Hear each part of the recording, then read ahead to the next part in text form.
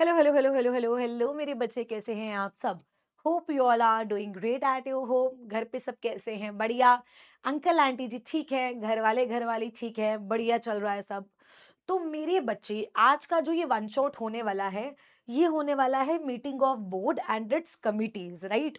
बहुत सारे बच्चों को सेक्शन 173, 174, 175 और कुछ रिलेटेड सेक्शंस में ना इशू आते हैं कि मैम हमसे हो नहीं पा रहा है। तो आज मेरे बच्चे, हम उन सारे सेक्शंस के बारे में बहुत इजी तरीके से डिस्कस करने वाले हैं। ठीक है, ऑब्वियसली ये चैप्टर डायरेक्टर्स का ही पार्ट है, तो आपके पेपर में 10 नंबर का आ सकता है। और अगर मेरे क्यूटी पाइस को वन शॉट के नोट्स चाहिए, तो आपको इस बैच में, पीडब्ल्यू की ऐप में जा करके इस बैच में एनरोल करवाना पड़ेगा एंड आपके पास नोट्स रजे आ जाएंगे। ठीक है, अब सुनना। जब हम बात करते हैं मीटिंग्स के बारे में, जब हम किसके बारे में बात करते हैं? मीटिंग्स के बारे में। ठीक है, तो दो तरीके की मीटिंग्स होती है। एक होता है बोर्ड मीटिंग और एक होता है जर्नल मीटिंग। ठीक है, एक होता है बोर्ड मीटिंग और एक होता है जर्नल मीटिंग। जर्नल मीटिंग का मतलब होता है meeting of members and board meetings का मतलब होता है meeting of directors. Journal meeting already हम कर चुके हैं।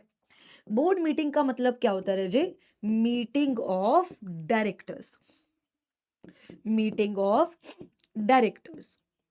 तो लॉ मेकर एक बात बोल रहा है कि शिवानी मेरी बात सुन, डायरेक्टर्स कौन होते हैं? जो कंपनी को मैनेज करते हैं। अब जर्नल मीटिंग तो साल में एक बार हो जाए तो चल जाएगा, लेकिन बोर्ड मीटिंग अगर साल में एक बार होगी तो नहीं चलेगा। तो इसीलिए लॉ मेकर कहता है शिवानी, एज पर सेक्शन नंबर 173, कम से कम एक साल में एट लीस्ट 4 बोर्ड मीटिंग्स होनी चाहिए।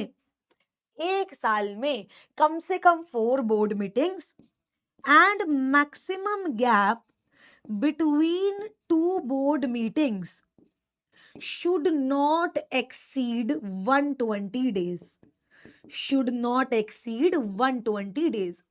मतलब मैक्सिमम गैप जो बोर्ड मीटिंग, दो बोर्ड मीटिंग्स के बीच का होना चाहिए, वो होना चाहिए 120 दिन।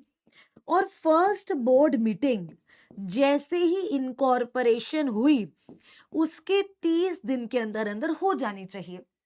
मतलब मैम आप ये कह रहे हो कि ईयर ऑफ इनकॉर्पोरेशन में 5 बोर्ड मीटिंग्स होंगी एंड उनके अलावा हर साल में कम से कम 4।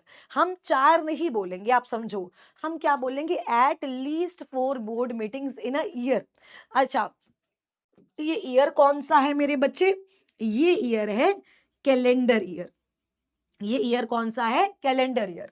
अगर कभी भी सिर्फ ईयर वर्ड यूज होता है तो वो कैलेंडर ईयर होता है। फाइनेंशियल ईयर को रेफर करने के लिए फाइनेंशियल ईयर वर्ड यूज किया जाता है। क्या इतनी बात क्लियर है? यहां तक किसी को दिक्कत?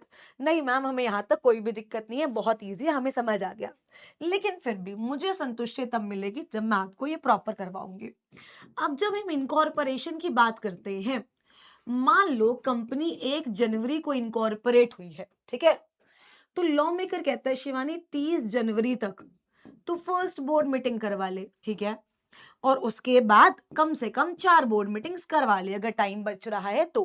क्योंकि अगर मान लो कंपनी 1 जनवरी की जगह अगर दिसंबर में इनकॉर्पोरेट हुई होती तो एक साल में फिर तो 5 का ही होती।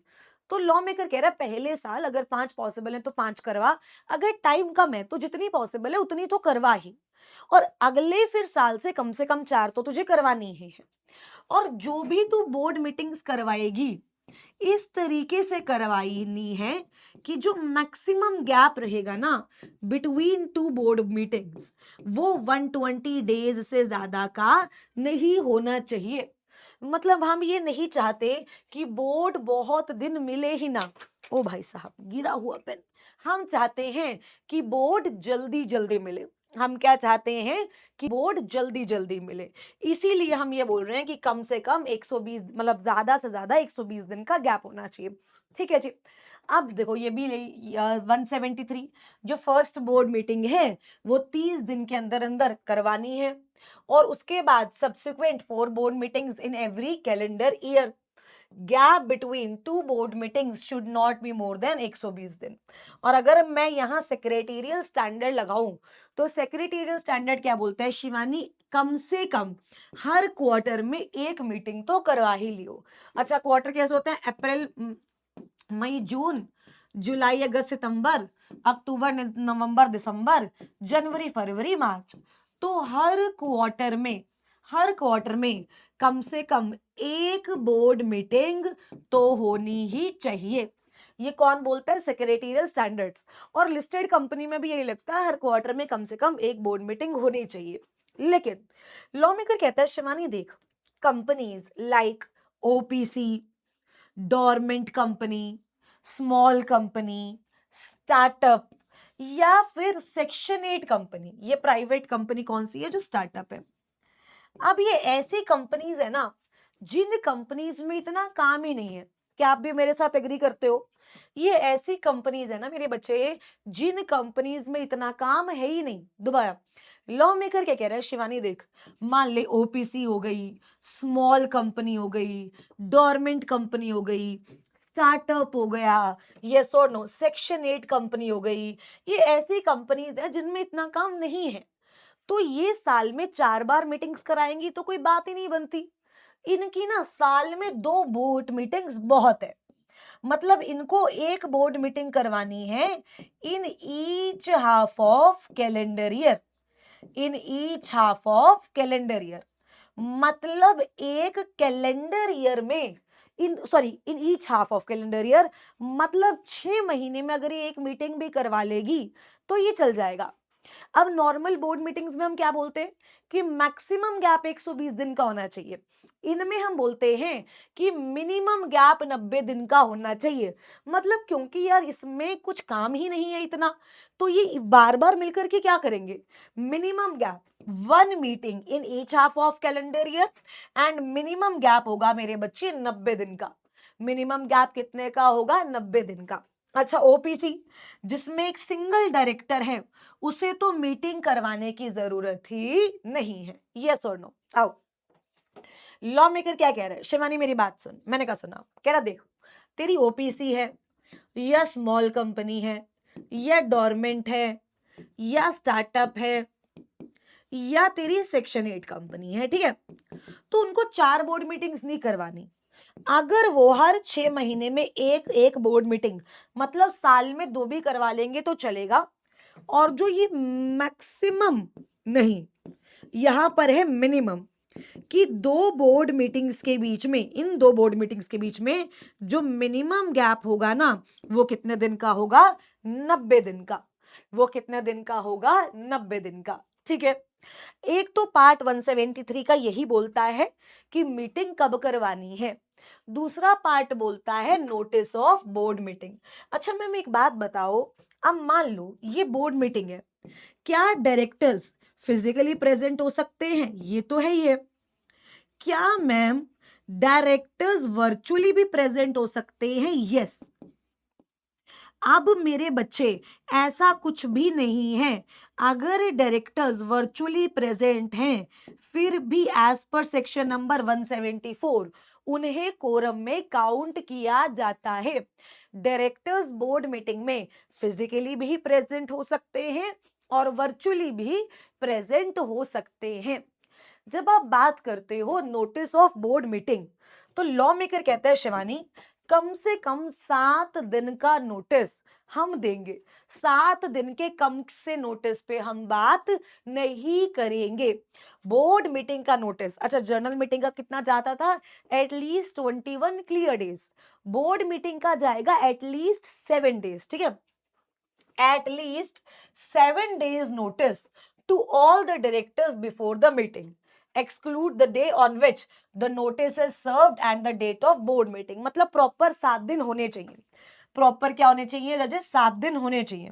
जिस दिन नोटिस दे रहे हो और जिस दिन मीटिंग है वो दिन क्या हो जाएंगे, एक्सक्लूड। ठीक है, कंपनी जो है नोटिस स्पीड पोस्ट से भी दे सकती है, रजिस्टर्ड पोस्ट से भी दे सकती है, और अगर इनसे दे रही है तो एडिशनल 2 डेज, इनसे दे रही है तो एडिशनल 2 डेज। क्या नोटिस सब डायरेक्टर्स को जाएगा? यस। ऑल्टरनेट डायरेक्टर को भी जाएगा? यस। क्या इंटरेस्टेड डायरेक्टर को भी नोटिस जाएगा? The answer is yes, notice तो जाएगा ही जाएगा। नोटिस में क्या क्या लिखा होगा? नंबर, कौन सी मीटिंग है, day, date, time, full address of the venue, hand delivery भी कर सकते हो, पोस्ट भी कर सकते हो, और इलेक्ट्रॉनिक मोड से भी नोटिस दे सकते हो। अच्छा, क्या बोर्ड मीटिंग शॉर्टर नोटिस पे हो सकती है? हमने बोला बिल्कुल, कोई चक्कर ही नहीं है भाई, आपको बोर्ड मीटिंग करवानी है, शॉर्टर नोटिस पे करवानी है, करवाओ, कोई दिक्कत नहीं है। लेकिन एक इंडिपेंडेंट डायरेक्टर प्रेजेंट होना चाहिए मीटिंग में। लेकिन क्या होना चाहिए? एक इंडिपेंडेंट डायरेक्टर मीटिंग में प्रेजेंट होना चाहिए। अच्छा, अगर कंपनी में इंडिपेंडेंट डायरेक्टर है ही नहीं तो फिर करवा लो, शॉर्टर नोटिस पे करवा लो। अब इंडिपेंडेंट डायरेक्टर है नहीं तो कुछ नहीं कर सकते। इंडिपेंडेंट डायरेक्टर है लेकिन आया नहीं, तो लॉ मेकर कह रहा है शिवानी, डिसीजन तभी फाइनल होगा जब उसे रेटिफाई करेगा इंडिपेंडेंट डायरेक्टर। मतलब अगर कंपनी में इंडिपेंडेंट डायरेक्टर नहीं है तो कुछ कर ही नहीं सकते, यस और नो। लेकिन अगर कंपनी में इंडिपेंडेंट डायरेक्टर है और आप बोर्ड मीटिंग करवा रहे हो शॉर्टर नोटिस से, तो इंडिपेंडेंट डायरेक्टर का उस मीटिंग में आना बहुत जरूरी है। इंडिपेंडेंट डायरेक्टर का उस मीटिंग में आना बहुत ज्यादा जरूरी है। और जब वो उस मीटिंग में आएगा, सुनना, जब मेरे बच्चे वो उस मीटिंग में आएगा तो लॉ मेकर कह रहा है decision board meeting shorter notice पे तभी होगी। या फिर अगर वो नहीं आया तो जो भी डिसीजन लिया हुआ है वो डिसीजन उसे भेजोगे, एंड उसकी अप्रूवल के बाद ही चीजें क्या होगी मेरे बच्चे? Final. Meeting at shorter notice, shorter notice is allowed अगर one independent director is present in the meeting. In case अगर इंडिपेंडेंट डायरेक्टर उस मीटिंग में नहीं आता है तो decisions taken at such meeting shall be circulated to all the directors and shall be final only on ratification of at least one independent director। कब final होंगी मेरे बच्चे? जब कम से कम एक इंडिपेंडेंट डायरेक्टर रेटिफाई करेगा। प्रूफ ऑफ सेंडिंग नोटिस, कि आपने नोटिस भेजा है, वो कम से कम 3 साल तक आप क्या करके रखोगे? मेंटेन। 3 साल तक आप क्या करके रखोगे? मेंटेन। नोटिस कौन इशू करेगा? Company secretary. और अगर कंपनी सेक्रेटरी नहीं है तो कोई भी डायरेक्टर और any person authorised by the board. अच्छा, अगर आपको पता है कि बोर्ड मीटिंग हर हर मंथ के या हर सेकंड मंथ के फर्स्ट सैटरडे को होगी, क्या तब भी नोटिस चाहिए? लॉ मेकर कहता है यस शिवानी, तब भी नोटिस चाहिए। Notice of the meeting shall be given even if meetings are held on a predetermined date and predetermined intervals, तो भी मेरे बच्चे नोटिस दिया जाएगा। और उसके बाद एजेंडा ऑफ बोर्ड मीटिंग, ठीक है। एजेंडा मतलब जो भी आपको बोर्ड मीटिंग में लेना है, जो भी आपको बोर्ड मीटिंग में करना है उसे एजेंडा बोलते हैं। उसके बाद कोरम, सेक्शन नंबर 174 किसकी बात करता है? कोरम। अब लॉ मेकर कहता है शिवानी कि कोरम कितनी होगी? मैंने बोला 1/3 ऑफ टोटल डायरेक्टर्स और 2 directors whichever is higher. कम से कम इतनी तो कोरम होनी चाहिए। कम से कम इतनी तो क्या होनी चाहिए? कोरम होनी चाहिए। कोरम कितनी होगी? कोरम इज या तो 1/3 ऑफ टोटल स्ट्रेंथ या तो 2 directors whichever is higher. Simple सी बात। कंपनी में टोटल डायरेक्टर्स 12 हैं तो कोरम कितनी होगी मैम? 1/3 और 12 और 2 directors whichever is higher, whichever is higher. 1/3 of 12 यानी 4 और 2 विच एवर इज हायर। मतलब जो कोरम होगी वो कम से कम 4 होगी। कोरम कम से कम कितनी होगी? 4। अच्छा, डायरेक्टर्स जो पार्टिसिपेट कर रहे हैं थ्रू वीडियो कॉन्फ्रेंसिंग या ऑडियो विजुअल मोड्स, क्या वो भी कोरम में काउंट होंगे? हमने कहा वो भी कोरम में काउंट होंगे। अब इंटरेस्टेड डायरेक्टर्स, ये कंसेप्ट है 184 सबसेक्शन 2 का, ये मैं आपको समझा दूंगी बट समझो। लॉ मेकर कहता है शिवानी जो इंटरेस्टेड डायरेक्टर्स होंगे वो बोर्ड मीटिंग में प्रेजेंट नहीं होंगे और उन्हें हम कोरम के लिए भी काउंट नहीं करेंगे। मतलब interested directors can not be counted for the purpose of quorum.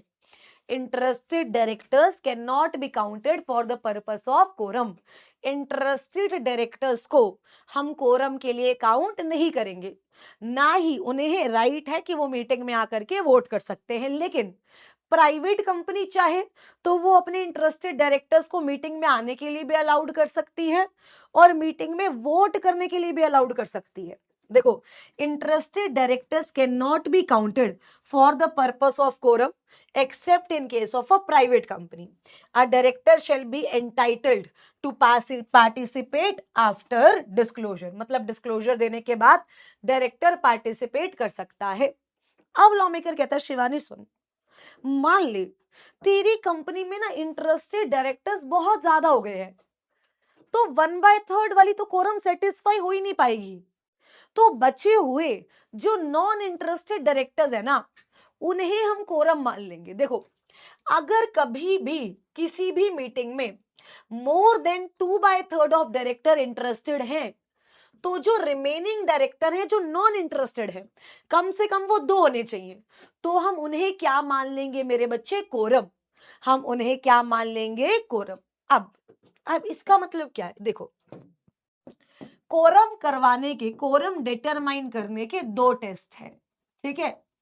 एक है टेस्ट 1 और एक है टेस्ट 2।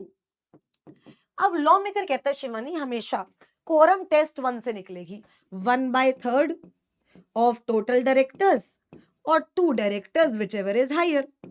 लेकिन अगर मान ले शिवानी कभी जो तेरे इंटरेस्टेड डायरेक्टर्स हैं, हम पढ़ेंगे अब इंटरेस्टेड डायरेक्टर्स के बारे में, कभी जो तेरे क्या है इंटरेस्टेड डायरेक्टर्स हैं, अगर उनकी जो लिमिट है वो 2/3 ऑफ टोटल डायरेक्टर्स से ज्यादा हो गई, तो जो रिमेनिंग डिसइंटरेस्टेड डायरेक्टर्स है ना, उन्हें कोरम मान लिया जाएगा, प्रोवाइड कि वो कम से कम कितने हो? 2।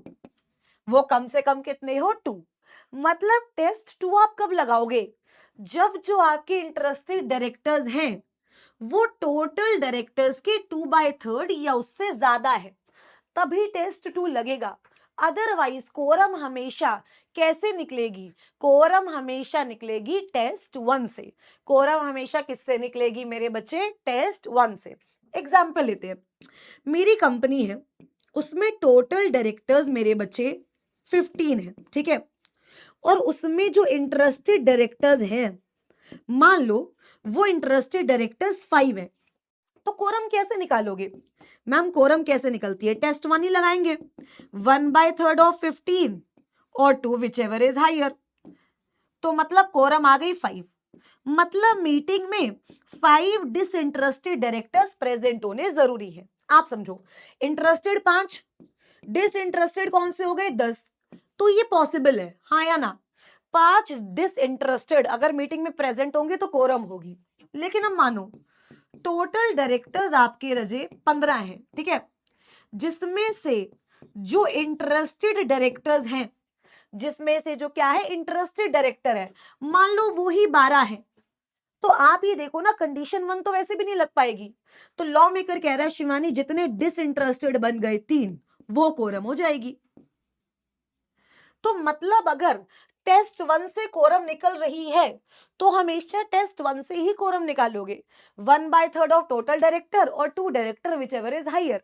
बट अगर कभी भी जो इंटरेस्टेड डायरेक्टर हैं, अगर उनका नंबर 2/3 ऑफ टोटल डायरेक्टर्स या उससे ज्यादा होता है, तो जो बचे हुए डिसइंटरेस्टेड डायरेक्टर हैं उन्हें हम क्या बोल देंगे? कोरम। जो बचे हुए डिसइंटरेस्टेड डायरेक्टर्स हैं उन्हें हम क्या बोल देंगे मेरे बच्चे? कोरम। क्या इतनी बात समझ आ गई? पक्का पक्का। If the meeting could not be held for the want of quorum, अगर मीटिंग मान लो शुरू ही नहीं हो पाई कोरम की वजह से, meeting could not be held, words पे ध्यान रखना, meeting could not be held for the want of quorum, तो मीटिंग एडजर्न हो जाएगी same day same time same place in the next week.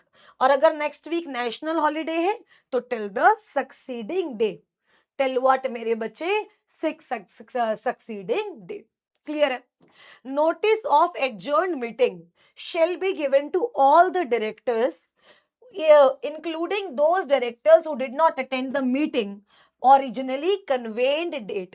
Law maker कह रहा है शिवानी देख, अगर कोई भी ऐसा डायरेक्टर है जो ओरिजिनल मीटिंग में नहीं आया और मीटिंग एडजर्न हो गई, तो एडजर्न मीटिंग का नोटिस भी उस डायरेक्टर को जाएगा ही जाएगा.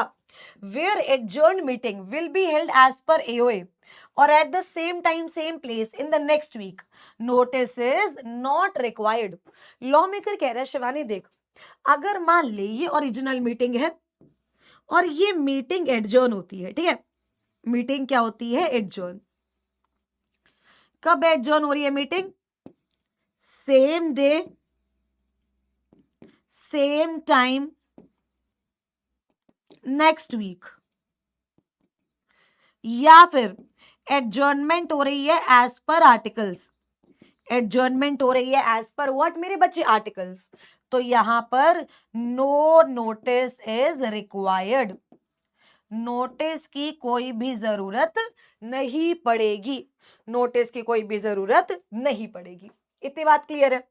अब एक बार मैं आपको सेक्शन 184 पर लेकर चलती हूं सो दैट आप इंटरेस्टेड डायरेक्टर का जो कंसेप्ट है वो बेहतरीन तरीके से समझ पाओ.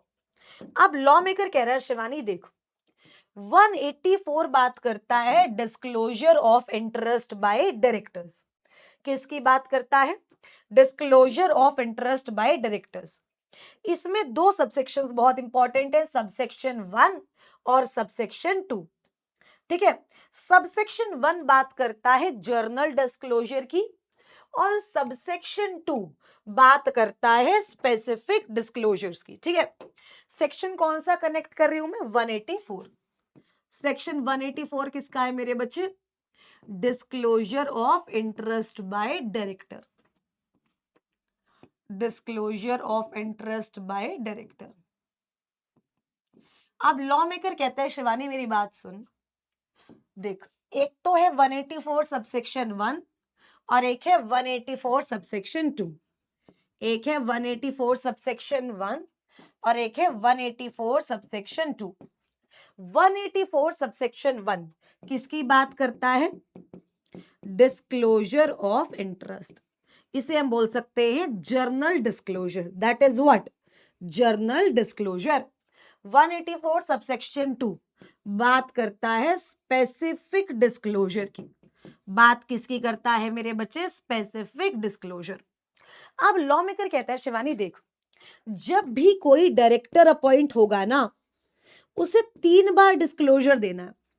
एक तो अपॉइंटमेंट के बाद जो उसकी फर्स्ट बोर्ड मीटिंग हुई उसमें, और उसके बाद जो फाइनेंशियल ईयर की फर्स्ट बोर्ड मीटिंग होगी उसमें उसको डिस्क्लोजर देना है.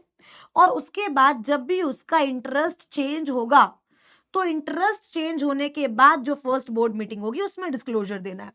डिस्क्लोजर मतलब कितनी कंपनीज में डायरेक्टर है, क्या सिचुएशन है, कितने में मेजर शेयर होल्ड करता है. अ जर्नल डिस्क्लोजर मतलब बहुत जर्नल है. देखो ये तो वन टाइम है, यस और नो. ये कंटिन्यू हर साल देना है मतलब ईयरली, यस और नो. और ये जब इंटरेस्ट चेंज होगा तो मतलब इवेंट बेस्ड है.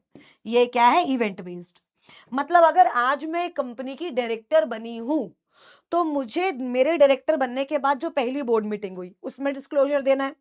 और उसके बाद हर साल की जो पहली बोर्ड मीटिंग होगी उसमें डिस्क्लोजर देना है. अब डिस्क्लोजर देना है एमबीपी 1 में. ठीक है, और उसके बाद जब मेरा इंटरेस्ट चेंज होगा उसके बाद जो पहली बोर्ड मीटिंग होगी उसमें डिस्क्लोजर देना. ये जर्नल है. स्पेसिफिक डिस्क्लोजर क्या बोलता है लॉ मेकर? कि शिवानी कंपनी है, ठीक है, कंपनी एक कंपनी के साथ या कंपनी एक फर्म के साथ कॉन्ट्रैक्ट कर रही है. ठीक है, कंपनी एक कंपनी के साथ कॉन्ट्रैक्ट कर रही है या कंपनी एक फर्म के साथ कॉन्ट्रैक्ट कर रही है. ठीक है, और तू कंपनी का डायरेक्टर है, लेकिन तेरा इस कंपनी में या इस फर्म में कोई इंटरेस्ट है, कोई मेजर स्टेक है, तो बहुत चांसेस हैं कि तू घोटाले करे. तो तुझे इस बात का डिस्क्लोजर देना है कंपनी को. और तू उस मीटिंग में भी प्रेजेंट नहीं होगा जिस मीटिंग में ये डिस्कस होगा. आओ एक बार देखते हैं कितना इंटरेस्ट रिक्वायर्ड है। आ जाओ। तो लॉ मेकर क्या कह रहे हैं शिवानी? वेयर कहा गया, वेयर अ बॉडी, इसको ऊपर से बड़ा नहीं कर सकते, फॉन्ट साइज थोड़ा सा बड़ा कर दे। ये आई डोंट नो ये ऐसा हो क्यों नहीं रहा, बट ठीक है, एक बार ऐसे पढ़ लेते हैं। Every director of a company who is in any way concerned in a contract or arrangement entered in by company with a body corporate in which such director or such director in association with other directors hold more than 2% of shareholding or is a promoter, manager or CEO of that body corporate। मतलब ये company one है, ये क्या है? Company one. ये contract कर रही है कंपनी टू के साथ, ठीक है? ये कंपनी वन है, ये किसके साथ कॉन्ट्रैक्ट कर रही है? कंपनी टू के साथ। और कंपनी वन का जो डायरेक्टर है ना, वो कंपनी टू में या तो मोर देन 2% शेयर होल्डिंग है, शेयर होल्डिंग होल्ड करता है, या फिर वो इसका प्रमोटर है, या मैनेजर है, या सीईओ है। तो बहुत चांसेस हैं कि वो डायरेक्टर इस कॉन्ट्रैक्ट में इंटरेस्टेड हो। तो उस डायरेक्टर को दो काम करने हैं, एक तो डिस्क्लोजर देना है और दूसरा उस मीटिंग में वोट नहीं करना। एक तो डिस्क्लोजर देना है और दूसरा क्या होता है? उस मीटिंग में वोट नहीं करना। और अगर कंपनी कॉन्ट्रैक्ट कर रही है किसी फर्म के साथ और उसमें वो डायरेक्टर पार्टनर है, ओनर है या मेंबर है, तो हम उसको इंटरेस्टेड बोलते हैं। तो हम उसको क्या बोलते हैं? इंटरेस्टेड बोलते हैं। तो आपको डिस्क्लोज करना है nature of the concern and on the same time आपको वोट नहीं करना। मैम मतलब लेकिन अगर मान लो उसने वोट कर दिया तो वो कॉन्ट्रैक्ट वॉइडेबल हो जाता है। कॉन्ट्रैक्ट वॉइड नहीं होता, ये याद रखना। वो कॉन्ट्रैक्ट क्या हो जाता है मेरे बच्चे? वॉइडेबल। तो अगर बेसिकली बहुत इजी लैंग्वेज में आपको इंटरेस्टेड डायरेक्टर समझाया जाए तो लॉ मेकर कह रहा है, मान ले शिवानी कंपनी एक कंपनी के साथ कॉन्ट्रैक्ट कर रही है और जो डायरेक्टर है आपका वो इस कंपनी में more than 2% of share holding hold करता है। 2% तक करता है कोई तो भी कोई दिक्कत नहीं है, मोर देन 2% होल्ड करता है, या प्रमोटर है, या मैनेजर है, या सीईओ है, तो वो डायरेक्टर इंटरेस्टेड है। या फिर आपकी जो कंपनी है, मान लो वो एक फर्म के साथ कॉन्ट्रैक्ट करती है और आपका जो डायरेक्टर है वो इस फर्म में ओनर है, पार्टनर है या मेंबर है, तो भी आपके डायरेक्टर को क्या बोला जाता है? इंटरेस्टेड। और इंटरेस्टेड डायरेक्टर को आप कोरम में भी काउंट नहीं करते और वो वोट भी नहीं कर सकता, एक्सेप्शन उसकी एक प्राइवेट कंपनी आ गई, ठीक है? अगर कोई भी डायरेक्टर डिस्क्लोज नहीं कर रहा या फिर वोट कर ले रहा है तो वो कॉन्ट्रैक्ट वॉइडेबल हो जाता है। वो कॉन्ट्रैक्ट वॉइड नहीं रहता, वो कॉन्ट्रैक्ट क्या हो जाता है मेरे बच्चे? वॉइडेबल। वो कॉन्ट्रैक्ट क्या हो जाता है? वॉइडेबल। उसके बाद आता है रजे section number 175। 175 is resolution by circulation. मतलब आप फिजिकल बोर्ड मीटिंग ना करवा करके, तो रेजोल्यूशन बाय सर्कुलेशन का मतलब क्या होता है कि मैंने डायरेक्टर्स की मीटिंग बुलाई नहीं, ठीक है, मैंने डायरेक्टर्स को रेजोल्यूशन भेज दिया।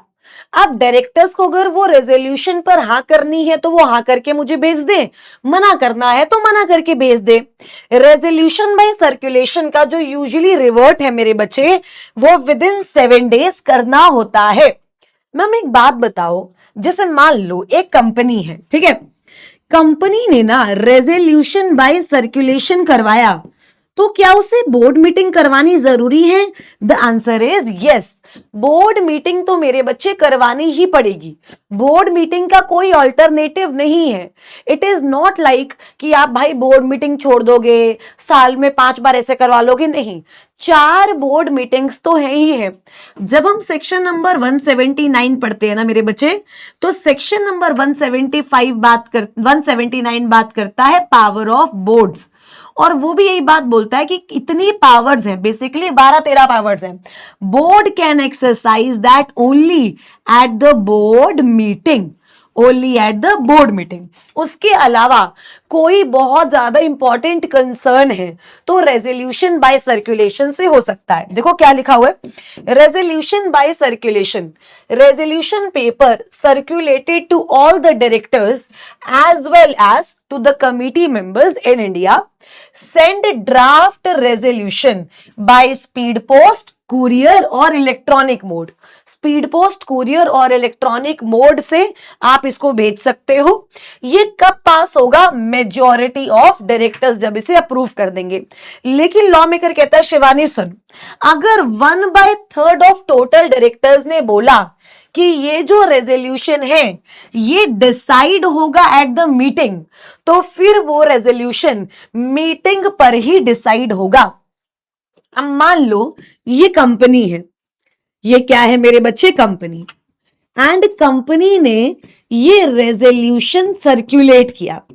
कंपनी ने क्या किया मेरे बच्चे, रेजोल्यूशन सर्कुलेट किया टू इसके डायरेक्टर्स। और एग्जाम्पल मान लेते हैं टोटल 9 डायरेक्टर्स हैं। अब लॉ मेकर कहते हैं इनको 7 दिन के अंदर रिस्पॉन्ड करना है। लेकिन अगर 7 दिनों में 1/3 ऑफ डायरेक्टर्स ने भी ये बोला कि भाई फिजिकल मीटिंग होगी, मतलब अगर 3 डायरेक्टर्स भी ये बोलते हैं कि फिजिकल मीटिंग होगी, तो मीटिंग आपको फिजिकली करवानी पड़ेगी। अब इस पर एक सवाल आ सकता है क्या, कि कंपनी के टोटल डायरेक्टर्स कितने हैं, 9, ठीक है। रेजोल्यूशन बाय सर्कुलेशन से वोटिंग हो रही है, और जो लास्ट डेट कंपनी ने फिक्स की है, मान लो वो लास्ट डेट फिक्स की है 25 अगस्त, कि 25 अगस्त तक सबके रेजोल्यूशन आ जाने चाहिए। तो रेजोल्यूशन बाय सर्कुलेशन पास कब माना जाएगा, या तो लास्ट डेट या फिर date on which majority approval receive, whichever is earlier, ठीक है, अप्रूवल रिसीव्ड। मतलब लॉ मेकर कहता है शिवानी इन दोनों में से जो अर्लियर होगा उस दिन रेजोल्यूशन बाय सर्कुलेशन पास हुआ माना जाएगा, या तो जो लास्ट डेट फिक्स की है वो, या फिर जिस दिन अप्रूवल आ गई मेजॉरिटी की वो। लेकिन अब हुआ क्या समझो, 22 अगस्त को मेरे 2 डायरेक्टर्स ने हां बोल दिया, 23 अगस्त को 2 और डायरेक्टर्स ने यस बोल दिया, और 24 अगस्त को भी 2 डायरेक्टर्स ने और यस बोल, एक डायरेक्टर ने और यस बोल दिया। देखा जाए तो मेजॉरिटी आ चुकी है, यहां तक 9 डायरेक्टर्स थे, 5 की मेजॉरिटी आ चुकी है।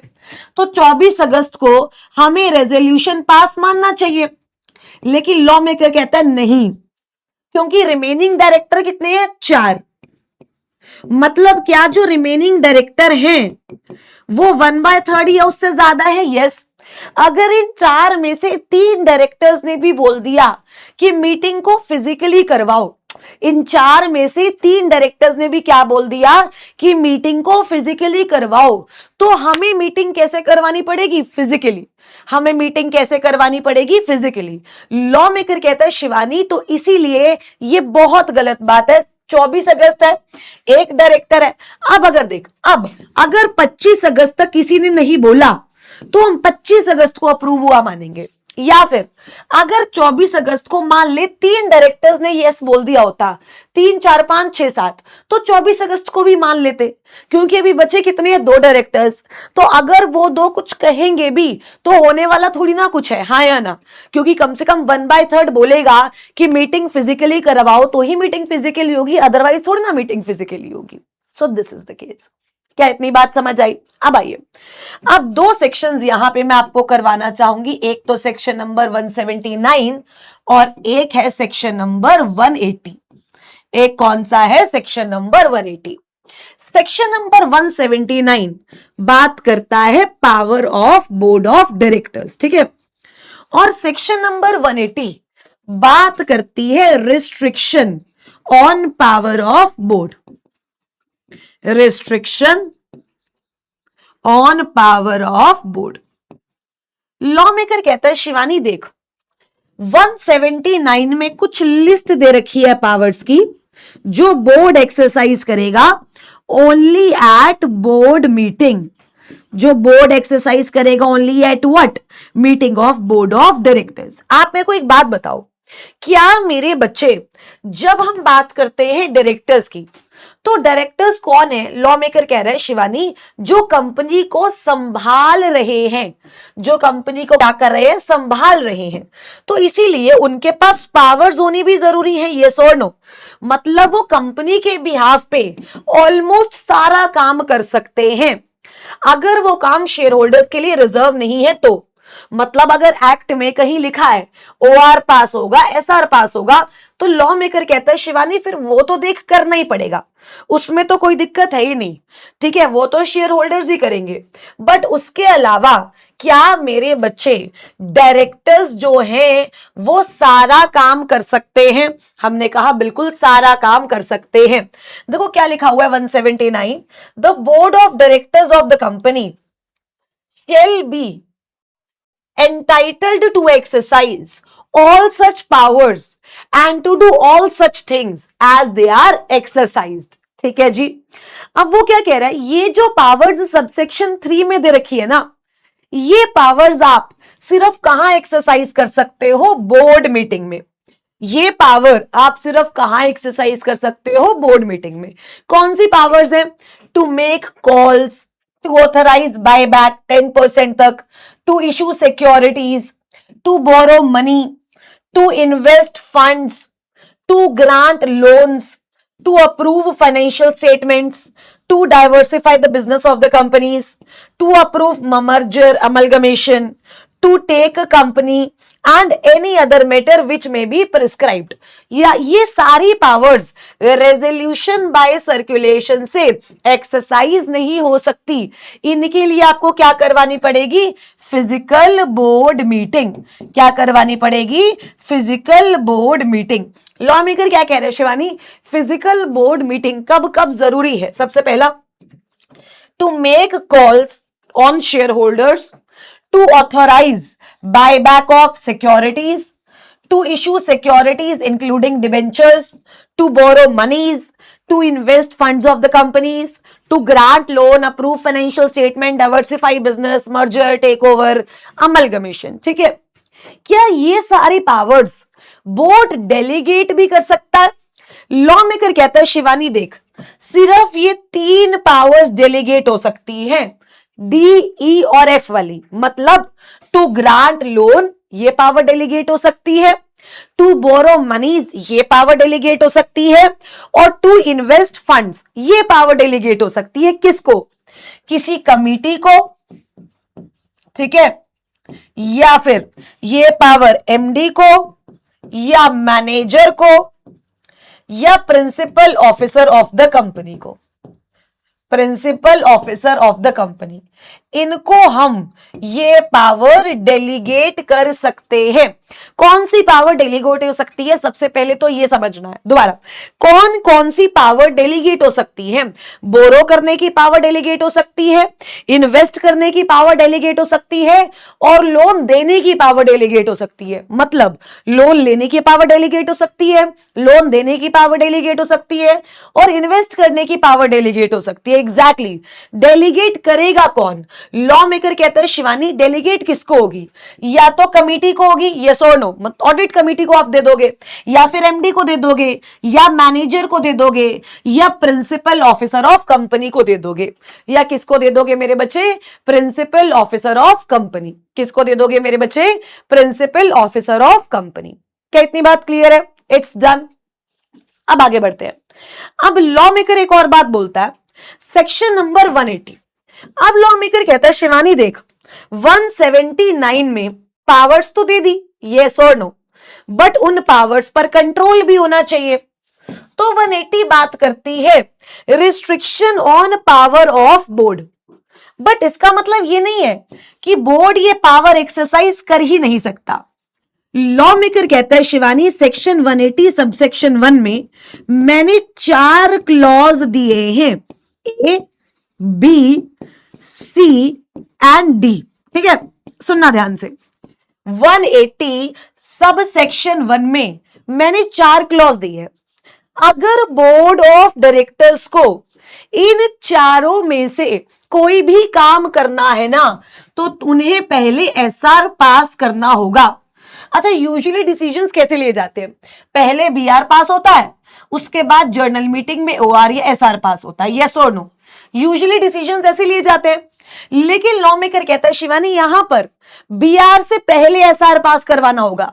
मतलब पहले एसआर पास होगा, बोर्ड को ऑथराइज किया जाएगा ये काम करने के लिए, और उसके बाद ही बोर्ड वो ऑथराइज काम कर सकता है।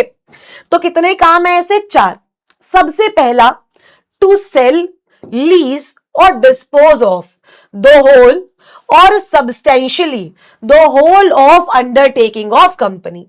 मतलब अगर बोर्ड ऑफ डायरेक्टर्स को कंपनी की अंडरटेकिंग को या तो पूरा सेल करना है या फिर सब्सटेंशियली द होल सेल करना है, सब्सटेंशियली द होल सेल करना है, तो उन्हें क्या पास करवाना पड़ेगा? एसआर। क्या पास करवाना पड़ेगा? एसआर। ठीक है, सेल, लीज और otherwise dispose of. Ma'am undertaking का मतलब? अंडरटेकिंग का मतलब एक ऐसी एसेट, एक ऐसी अंडरटेकिंग जिसमें आपकी इन्वेस्टमेंट, आपकी नेटवर्थ का 20% या उससे ज्यादा हुई हो, या वो आपकी इनकम का 20% या उससे ज्यादा जनरेट कर रही हो। या तो आपको उसका पूरा सेल करना है या substantially the whole. Substantially the whole मतलब उसका 20%, या फिर उसका कितना मेरे बच्चे? 20%। आइए, लॉ मेकर क्या कह रहा है? शिवानी मेरी बात सुन, देख एग्जाम्पल लेते हैं, ठीक है। ये कंपनी है, ये क्या है? कंपनी, ठीक है। और ये है अंडरटेकिंग, ठीक है। कंपनी की नेटवर्थ है 100 करोड़। तो लॉ मेकर कहता है शिवानी ये अंडरटेकिंग कब बनेगी? या तो नेटवर्थ का मोर देन 20% इसमें लगा हो, मतलब इस अंडरटेकिंग की वैल्यू 20 करोड़ से ज्यादा हो। याद रखना, net worth equal to more than नहीं, मोर देन 20 करोड़। इसमें इक्वल टू मोर देन नहीं है, नेटवर्थ का 20 करोड़ से ज्यादा लगा हो। या फिर ये जो इनकम जनरेट कर रही है, ये जो इनकम क्या कर रही है? जनरेट कर रही है, ये कंपनी की टोटल इनकम का 20% या उससे ज्यादा हो। ये कंपनी के टोटल इनकम का कितना हो? 20% या उससे ज्यादा। मतलब इनकम का 20% या उससे ज्यादा है, लेकिन नेटवर्थ का 20% से ज्यादा लगा हो, ठीक है। तो अगर आप इस अंडरटेकिंग को होल यानी पूरा सेल कर रहे हो, या फिर सब्सटेंशियली द होल, मतलब आप इस अंडरटेकिंग का 20% भी सेल कर रहे हो, तो आपको क्या पास करवाना पड़ेगा? एसआर। आपको क्या पास करवाना पड़ेगा? एसआर। उसके बाद to invest otherwise in trust securities amount of compensation received as a result of merger amalgamation. आपकी कंपनी किसी दूसरी कंपनी में मर्ज हुई है, आपको कंपनसेशन मिली है। अगर उस पैसे को आपको ट्रस्ट सिक्योरिटीज में लगाना है, सुनो, अगर उस पैसे को आपको ट्रस्ट सिक्योरिटीज में लगाना है, तो लॉ मेकर कह रहा है शिवानी सुन, तो कोई भी दिक्कत नहीं है, तो ट्रस्ट सिक्योरिटीज में लगा, बट अगर आपको उसको otherwise then in trust securities, मतलब अगर आपको उसको ट्रस्ट सिक्योरिटीज के अलावा कहीं लगाना है, तो आपको क्या पास करवाना पड़ेगा? एसआर। उसके बाद पहले थर्ड कर लो। अगर आपने मान लो डायरेक्टर को कोई डेट दिया था, आपको उस डायरेक्टर को टाइम देना है उस डेट को रीपे करने के लिए, या फिर उसको बोलना है छोड़ यार ये डेट मत दे, तो आपको एसआर पास कराना है। अब 181C, यहां से न्यूमेरिकल क्वेश्चन बनेगा और ये बहुत इंपॉर्टेंट है।